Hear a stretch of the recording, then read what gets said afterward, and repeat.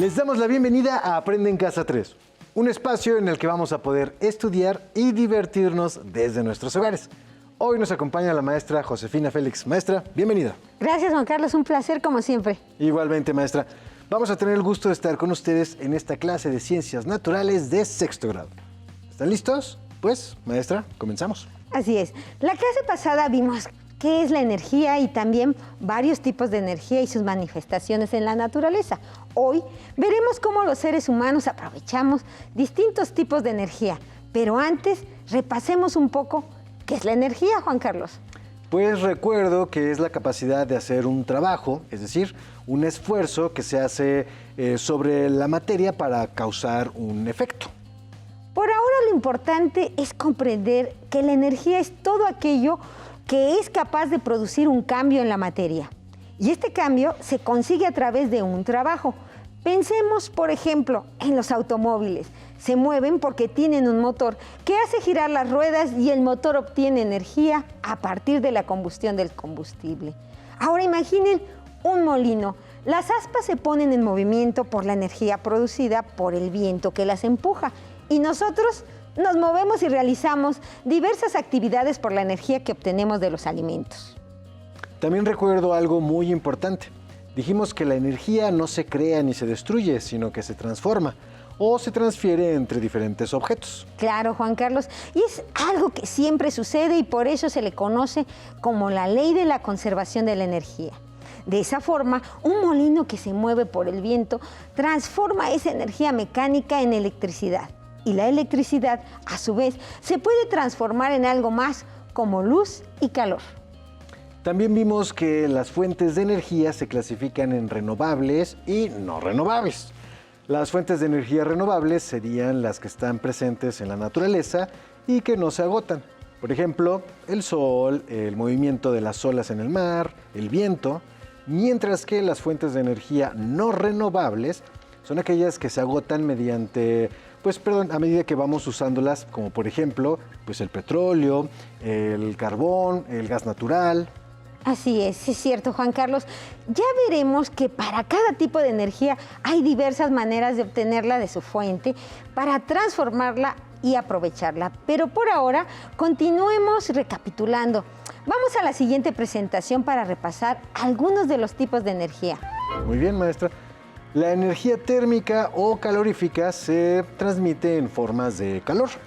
La energía mecánica es aquella que producen los cuerpos al moverse. La energía luminosa está presente en la luz. La energía química es aquella que se encuentra en sustancias como los combustibles y los alimentos. La energía eólica se obtiene del viento. La energía eléctrica es aquella que produce movimiento de cargas, es decir, una corriente eléctrica. La energía hidráulica se consigue gracias al movimiento del agua. Ahora, Juan Carlos, que ya repasamos, veremos cómo aprovechamos distintos tipos de energía en nuestra vida diaria. Muy bien. Para entrar en el tema, ¿qué les parece si vamos un momento a la página 126 del libro de texto de Ciencias Naturales? Juan Carlos, como siempre, ¿me ayudas a leer? Claro que sí, maestra, con gusto. Dice, importancia de la energía. La energía se encuentra en todas partes. Por ejemplo, en los seres vivos, los alimentos, el agua y el viento. Los seres humanos hemos aprendido a extraer la energía de distintas fuentes y a utilizarla mediante la tecnología. Ya sé que dirán que este párrafo lo leímos en la clase pasada, Sí. Pero recuerden que también les dije que tenía mucha información. Analicemos un momento la segunda oración. ¿A qué se refiere, Juan Carlos? Pues es como decir que el aprovechamiento de la energía tiene toda una historia, ¿no? O sea, los seres humanos hemos aprendido a obtener la energía de diversas fuentes. Al principio quizás solo podíamos tener acceso a algunas, pero conforme fue avanzando el conocimiento científico y tecnológico, también fue posible utilizar otras fuentes de energía. Así es, Juan Carlos, precisamente. Y para avanzar en este tema, tenemos que regresar en el tiempo para conocer algunos hechos importantes como si fuera una clase de historia. Pensemos un momento en los primeros seres humanos, hace unos 100,000 años. Muy bien, maestra. Yo ya estoy imaginando a un grupo de seres humanos primitivos. Sí, Juan Carlos, muy bien. Dime, ¿de dónde obtenían la energía?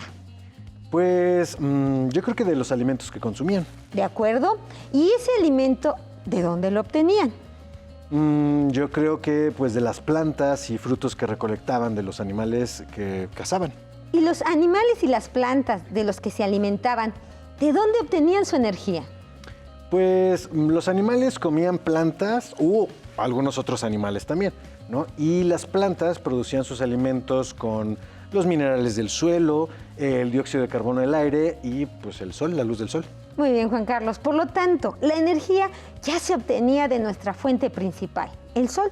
Ahora también hay otro tipo de energía que el ser humano ya usaba desde la prehistoria. Estoy seguro de que allá en casita ya se lo imaginan, ¿verdad? Es el fuego, maestra. Así es. Los primeros seres humanos aprendieron a producir fuego. ¿Qué tipo de energía se obtiene del fuego? Pues, si no me equivoco, energía calorífica o calor. Sí. Y para producir fuego, Juan Carlos, ¿qué se necesita? Una chispa que produzca la temperatura de ignición, oxígeno como comburente y combustible, o sea, hojas o pasto seco y leña. Exacto. La leña era el combustible que se usaba principalmente para obtener la energía calorífica del fuego. Y así fue por mucho tiempo, hasta que empezaron a inventar y usar herramientas como la rueda o la palanca. Con esas herramientas se reducía el esfuerzo muscular y se aprovechaba mejor la energía mecánica. Así es. En estas primeras máquinas fue el inicio de nuevas innovaciones tecnológicas. Pero vayamos un poco más adelante en el tiempo con ruedas y palancas. Incluso se pudo aprovechar la energía mecánica de otras fuentes como el agua y el viento. Había máquinas más complejas. Los seres humanos fueron aprendiendo a usar otras fuentes de energía de la naturaleza. Por ejemplo, ¿qué tipo de energía se utiliza en un molino que se construye junto a un río? Hidráulica, maestra. Es la energía que produce el movimiento del agua. Así es, Juan Carlos. Para aprovechar el movimiento del viento o la energía eólica, también se construyeron molinos y barcos, cuyo desplazamiento era impulsado por velas. Entonces, podríamos decir que desde la antigüedad, el ser humano ya se valía de distintos tipos de energía, ¿no? Solar, calorífica, química, eólica e hidráulica. Así es. Esas fueron las principales fuentes de energía durante muchos años. Pero ya se buscaban nuevas formas de aprovechar la energía en las máquinas. Entonces, se vieron grandes posibilidades como el uso del vapor. Desde la antigüedad ya se intentaba construir máquinas de vapor, pero la primera que ofreció cantidades significativas de energía, no derivadas de músculo, agua o viento, fue perfeccionada por Thomas Newcomen. Se utilizó en la minería, pero en 1765 James Watt retomó el modelo y lo aplicó a motores para mover barcos, trenes y otras máquinas que se utilizaron en fábricas como las de la industria textil. Uy, bueno, eso cambió el rumbo de la humanidad, o no, más bien lo aceleró, ¿no? Sí. Porque pues fue cuando empezó la demanda de combustibles fósiles. Así es, exactamente, porque poco después se popularizó la máquina de vapor y para su funcionamiento se usaron los combustibles de hidrocarburos, es decir, los derivados del petróleo. Eso condujo al desarrollo del primer motor de combustión interna que a su vez permitió la construcción de... Los automóviles. Así es. Todos esos inventos dieron paso a una nueva era del uso de la energía.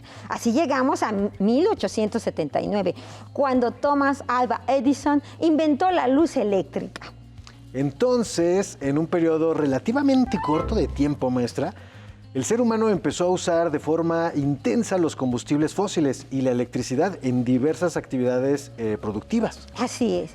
Hay que tener en cuenta que los combustibles fósiles aportan mucha más energía que la leña, por ejemplo. Y con la invención de la luz eléctrica llega una nueva época, pues la electricidad comenzó a distribuirse en las poblaciones. Piensen en todo lo que utilizamos hoy en día y que funciona con energía eléctrica. Supongo que la distribución de la electricidad para producir luz eléctrica en las casas es lo que nos conduce a decir que pagamos el recibo de la luz, ¿no? Cuando en realidad pagamos un servicio de energía eléctrica. Sí, Juan Carlos, así es. Es muy posible. La luz solo en una de las transformaciones de la electricidad que podemos aprovechar y con la que estamos más familiarizados. Pero recuerden que también es una manifestación de la energía radiante. ¿Qué es la luz? La luz o energía luminosa es un tipo de energía electromagnética o energía radiante que puede ser percibida por el ojo humano. ¿Y qué es la energía radiante? Es la energía que produce ondas electromagnéticas como la luz visible, los rayos de luz ultravioleta, los rayos infrarrojos, las ondas de radio, las microondas, los rayos X y los rayos gamma. O sea que lo que nosotros percibimos como luz es solo una parte de la energía electromagnética. Así es. Con la invención de la luz eléctrica y el descubrimiento de las ondas de radio, los desarrollos tecnológicos se multiplicaron. Pero hablemos un momento de la electricidad.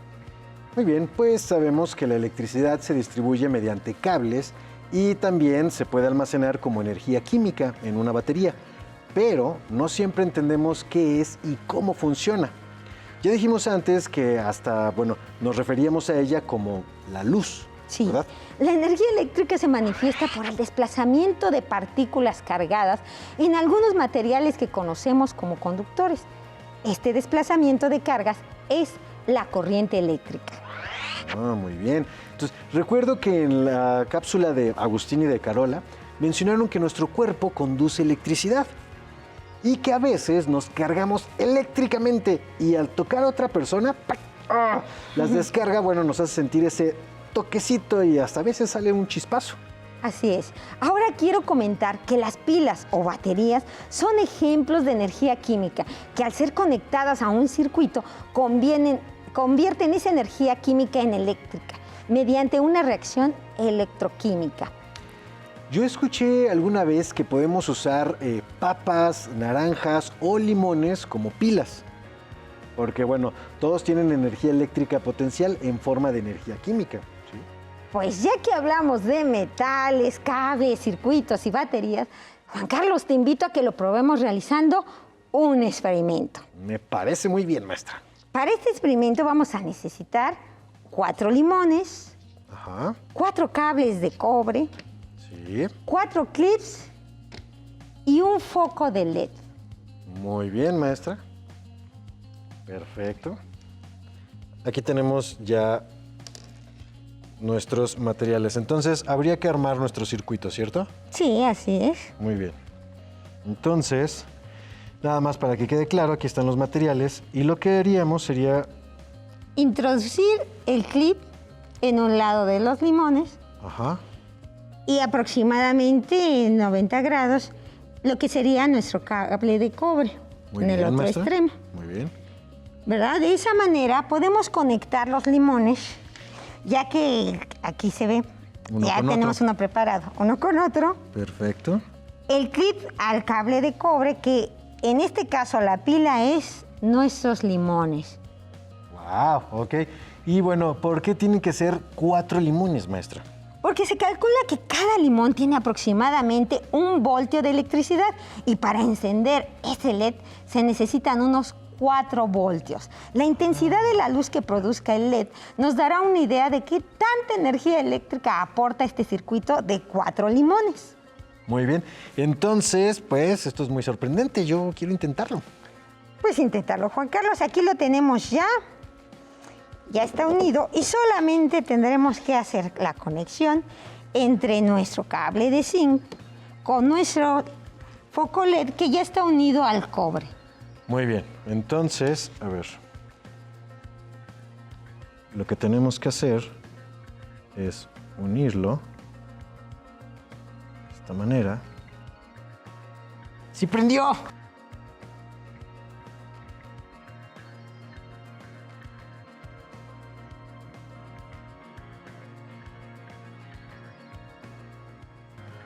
¡Wow, maestra!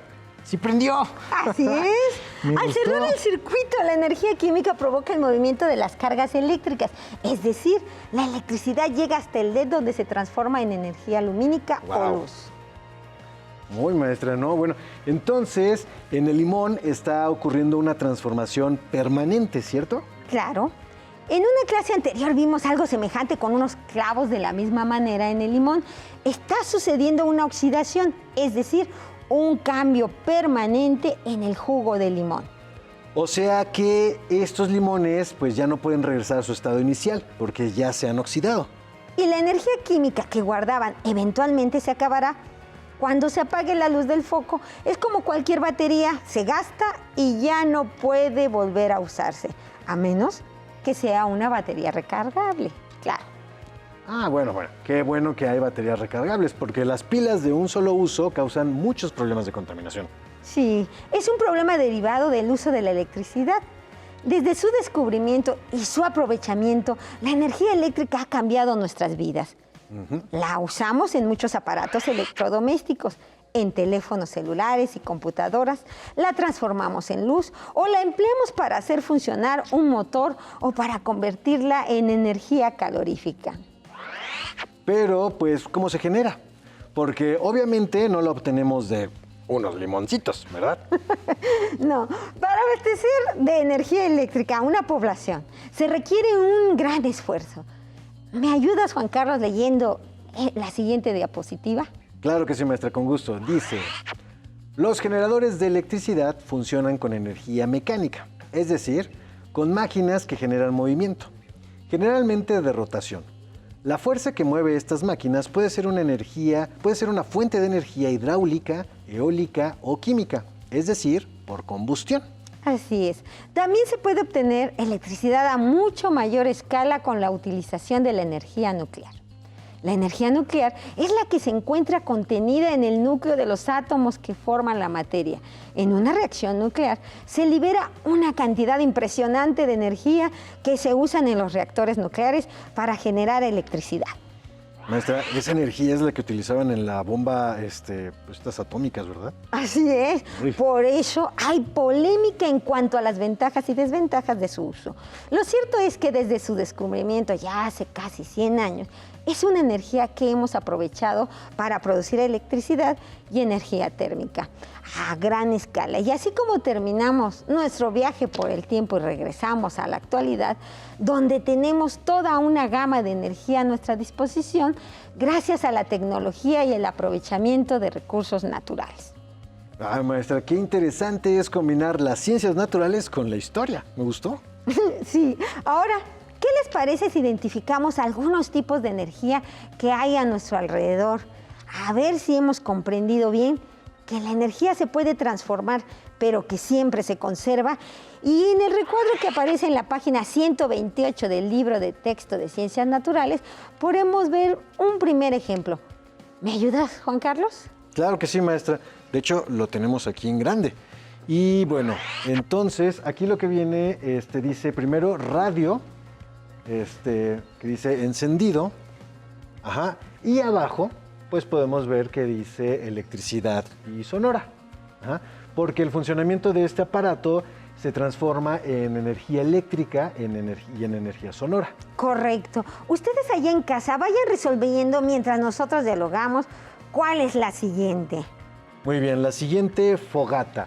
Pues en este caso se quema un combustible que puede ser leña o carbón para producir fuego y que proporciona luz y energía calorífica. Por lo tanto, podemos anotar que esta energía es química, es radiante o luminosa y calorífica. Y aquí vamos a poner luminosa y calorífica. Muy bien. Sí, excelente, Juan Carlos. ¿Qué pasa en el caso de un foco o una lámpara encendida? Pues se convierte la energía eléctrica en energía lumínica y también se libera calor. Entonces tendríamos lo que sería calorífica y lumínica también. Y después tenemos una vaca pastando. Entonces, como esta se está alimentando, debe ser energía química, ¿verdad? Por eso, entonces, la ponemos aquí solamente, maestra, que no sé cuál. No sabemos qué hará la vaca después de comer. Si se mueve, usará energía mecánica, pero puedes dejar energía química, nada más. Ah, muy bien, maestra. Perfecto. Bueno, entonces ahora, pelota rebotando en el piso. Bueno, esa es una energía que se relaciona con el movimiento, ¿no? Entonces sería mecánica. Y al rebotar sería, pues, un sonido. Entonces sería sonora. Así es. Muy bien. Entonces, una pelota rebotando, mecánica y sonora, maestra. Sí. La siguiente se relaciona con una adivinanza de la clase anterior. Ah, claro. Un rayo que, bueno, produce una tormenta, ¿verdad? Entonces sería una energía eléctrica. El trueno es energía sonora y el relámpago energía lumínica o luminosa. Y aquí tenemos luminosa y sonora. Luminosa y sonora. En el caso del cohete en movimiento, piensa en una nave espacial que despega. Estaría padre. Entonces, bueno, puede ser la energía química de la combustión, ¿no? Que se transforma en energía mecánica en movimiento. Muy bien. Entonces tenemos aquí, como lo mencionamos, química y se transforma en mecánica, movimiento. Y por último, las olas del mar. Uy, qué ganas de ir a la playa, maestra. Bueno, pues Yo me apunto. esa es agua que está en movimiento y esa sería genera energía mecánica y también genera energía hidráulica. Así es. Muy bien, entonces ponemos la mecánica, que viene también de hidráulica. Perfecto, Juan ¡Listo! Carlos. Fue fácil, ¿no? Sí. Para finalizar, vamos a dejarles un reto que estamos seguros que lo van a poder resolver sin problemas, porque pusieron mucha atención en esta clase. El recuadro que vemos abajo de esta misma página tiene dos columnas. En una está el tipo de energía y en otra la fuente de energía que se necesita para generarla. Por ejemplo, en la columna del Sol encontramos dos marcas, en energía luminosa y en energía radiante. ¿No sería también fuente de calor? Sí, de eso se trata la actividad, Juan Carlos. Si, por ejemplo, tú consideras que también el Sol es fuente de energía calorífica, entonces le pones una marca y en este recuadro y escribes la explicación en tu cuaderno. Y así se tiene que hacer con cada tipo de energía. Ya. O sea, es un muy buen ejercicio, maestra, porque no siempre tenemos claro que un tipo de energía se puede producir a partir de otra, ¿no? A partir de una transformación. Sí, y al terminar esta actividad, reflexionen sobre las fuentes de energía que son renovables y las que no. Eso nos servirá para temas que veremos más adelante en otras clases. Pues vaya que tuvimos una clase muy energética. Sí. Hoy analizamos el aprovechamiento de diversos tipos de energía en la vida cotidiana. Vimos que el ser humano, desde la antigüedad, ha aprovechado la energía. Primero la del sol, luego la calorífica, del fuego y después los combustibles y la electricidad. También vimos que con los avances tecnológicos se pueden aprovechar diversos tipos de energía, mecánica, térmica, eléctrica y hasta nuclear.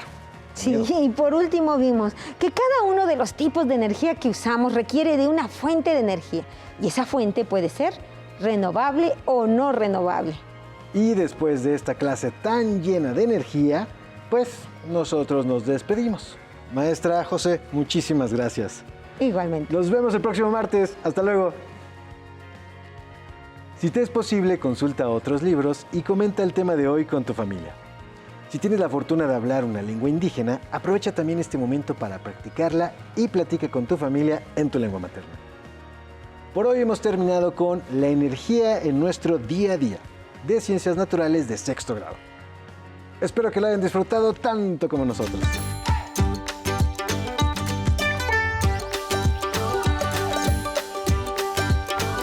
Pero antes, a movernos un poco.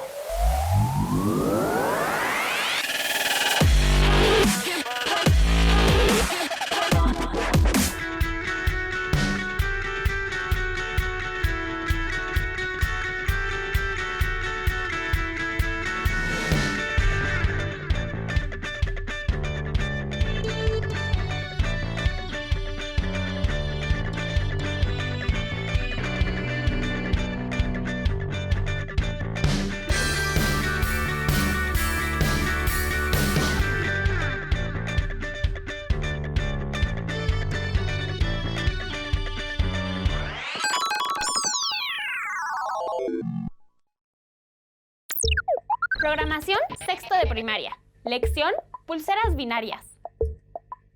Hola amigas y amigos. Me alegra darles la bienvenida a esta lección de Telequantrix. Soy Gisela Sierra, e iniciamos un nuevo viaje por las ciencias de la computación. En la lección anterior conocieron el concepto de patrón, que nos ayuda a identificar características o instrucciones que se repiten y a solucionar tareas o problemas. Hoy quiero preguntarles, ¿les gustan las computadoras? ¿Alguna vez han pensado cómo procesan la información? Lo hacen a través del sistema binario. En esta lección conocerán y pondrán en práctica el lenguaje binario, que está basado en ceros y unos, para saber cómo interpretan la información las computadoras. Concentren todos sus sentidos para adquirir estos nuevos conocimientos. ¿Sabes lo que hay dentro de una computadora? Si te has asomado, lo has visto en internet o lo has imaginado. En su interior hay cables y circuitos electrónicos en los que viaja información en forma de electricidad. Todas las computadoras usan dos estados para el flujo de esa información eléctrica: 0 y 1, que se refieren a apagado y encendido, como prender o apagar la luz a través de un interruptor. Otras combinaciones binarias pueden ser arriba y abajo, incluso adentro y afuera, es decir, algún conjunto de opuestos. Veamos cómo funciona el lenguaje binario. Hola, soy Orión y programo robots. Todos los cerebros de computadoras y robots en su nivel más básico son pequeñas puertas electrónicas. Cuando la puerta está abierta, la electricidad puede pasar, y cuando está cerrada no puede hacerlo. Un ejemplo en los robots son los ojos. Los ojos del robot son LEDs, y esas son luces que están encendidas o apagadas. Es un sistema binario, uno u otro. A la interpretación que hacen las computadoras de la información, utilizando solo dos opciones opuestas entre sí, con unos y ceros. Se le llama lenguaje binario. ¿Qué te parece si hacemos un ejercicio de lenguaje binario? Suena divertido, ¿no? Así, conocerás la forma como una computadora interpreta, por ejemplo, las letras mayúsculas. Hagamos una pulsera binaria. Observa el abecedario binario.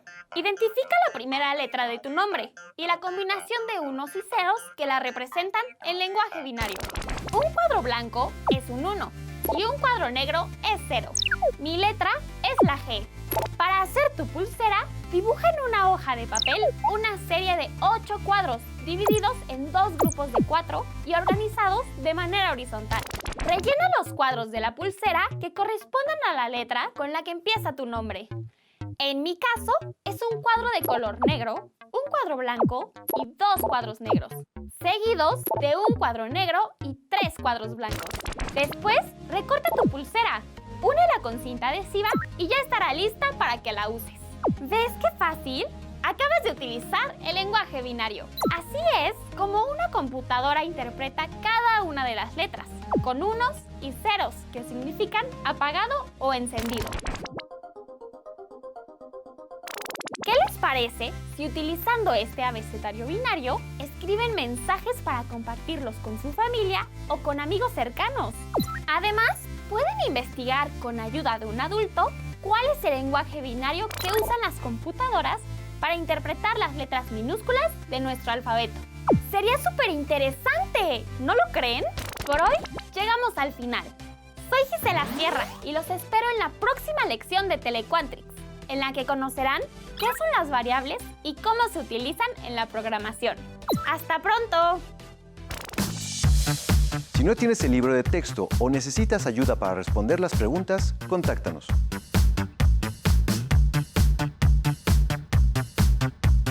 Para apoyo pedagógico, hay maestras y maestros de lunes a viernes de 8 a 20 horas en el teléfono 55 41 72 04 13, con 100 líneas.